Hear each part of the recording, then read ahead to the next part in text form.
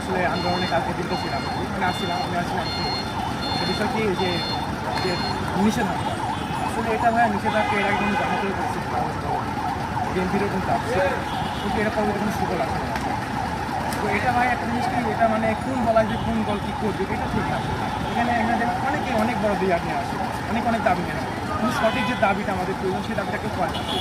যেমন ভাববেন এরা কি রাজনীতি, এরা যেমন করছে, যেমন আন্দোলনটা করছে 5ই আগস্ট, তারপরে এখন এরা একটা আসে ভয়ে যখন আমেরিকা সরকার আসবে এখানে এদের একটা হামলা আসতে পারে বা পুলিশ আসবে, তার জন্য এরা মানে একটা লিগ তৈরি যাচ্ছে।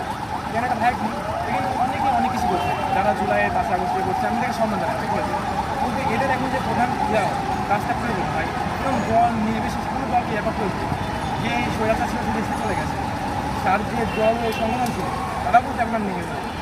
এখন কথা হচ্ছে ভাই দেশের ব্লকগুলো আশীর্বাদী করলাম, তো এটা থেকে আমার মনে হয় ভাই এসব যে দাবিগুলো অনেকে কোনো দাবি নেই, যে যৌক্তিক দাবি সেই দাবিগুলো আসে না।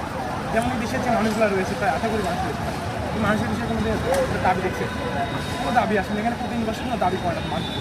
তাহলে একটা জিনিস কি, এই যে ঢাকা শহরে ভাই দেখবেন এখানে 50-100 লোক বসছে, কিন্তু জিনিস কি 100 লোক বসাতে ইয়ে আসবে ওরা বাংলাদেশে 18 কোটি মানুষ আছে।